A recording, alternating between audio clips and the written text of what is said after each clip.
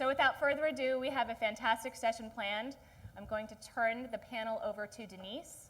And I do encourage you, at the end of the session, we will take questions and answers. We'll have a microphone to pass around. Please take notes, ask questions, participate, and let's make this a fantastic session. Denise? Thank you. You're welcome. Thank you. Thank you all very much for coming today. I know you have a choice where you go. I am a behavioral psychologist. I have a PhD in clinical psychology. Don't get nervous. I'm not going to analyze any of you.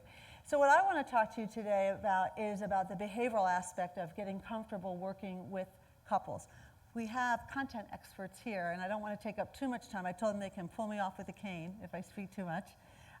But before I turn to them and we ask questions, I want to give you all a chance to sort of think about your own practices, your own business, and how you do things. So just with a show of hands, raise your hands if you currently work with women or actively work with couples. Good. So a lot of people here that already have great skill sets that want to get stronger. And raise your hand if you have joint accounts. Okay. So for any of you that raise your hands that have a joint account, but you don't consider yourself someone who actively works with couples, you're inadvertently ignoring an important part of your segment and population. And what we're going to do today is hopefully give you an opportunity to get more comfortable with figuring out how can I include that in my practice and feel more comfortable with it. This concept of feeling comfortable is really essential when you look at behavior change. So in working with advisors around the country, I found there are 3 reasons why a lot of advisors say they don't really feel that they want to extend this part of their practice and really work more effectively with couples. One is they're not very clear about the male-female communication style differences. And anyone who's in a relationship knows that men and women speak differently. You know, men are from Mars, women are from Venus, that whole thing. And they just don't want to deal with it in their practice. They don't feel comfortable.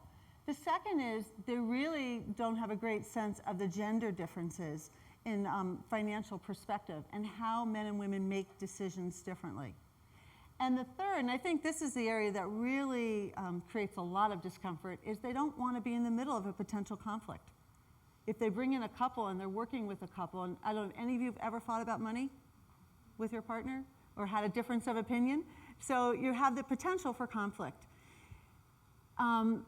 This is where you have a great opportunity, because what I know as a behavioral psychologist is that we don't learn new behaviors, do things differently, get out of our comfort zone unless we start to feel uncomfortable. In fact, I often say to someone who is not ready to make a behavior change, you're just not miserable enough yet. You know, you just have to start to feel. So being uncomfortable is a good thing. So today when we hear from our experts about things they're doing in their practice, you might hear ideas and strategies that you think, wow, I'd like to do that, but that doesn't feel natural for me. Well, here's the good news. As a behavioral psychologist, I'm here to tell you, you can learn new behaviors.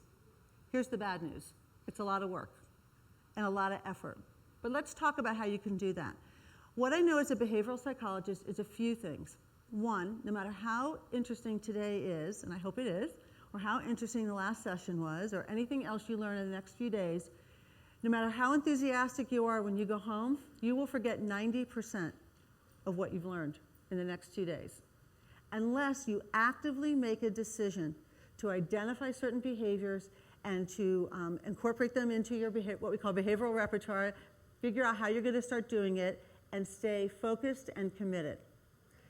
The second thing I want to tell you is that all complex behavior is simple behavior combined. And what do I mean about that? All complex behavior, learning to be a great financial advisor with couples and feel comfortable and be successful at it, that's pretty complex. But you have to break it down into simple steps. And when you do that, you can achieve that. And the example I thought about, I was sharing last night is, anybody ever watch The Biggest Loser? I'm fascinated by that. Can you imagine thinking at the beginning of that you're going to lose 200 pounds? That would be overwhelming. But if you break it down into steps and you learn how to exercise, and you learn how to eat differently, or you learn the different things, eventually as you work on each behavior, you achieve your goals. So here's a challenge I'm going to give each and every one of you. I want you, as you're listening today to our experts, identify a behavior that you're not currently doing. Something that feels uncomfortable, something that you'd like to get better at.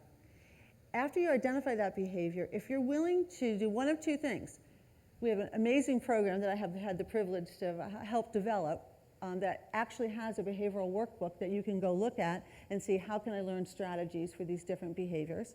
And just an aside of that, I was telling Marissa, what the research tells us is that if you heighten people's awareness to a situation but don't give them solutions, you just make the problem worse. And what LPL has done, which is amazing, is not only just identified the opportunity of working with women and couples, but actually created the solution, a behavioral program. So one of the things you can do is go to your website. But the other thing you can do is contact me.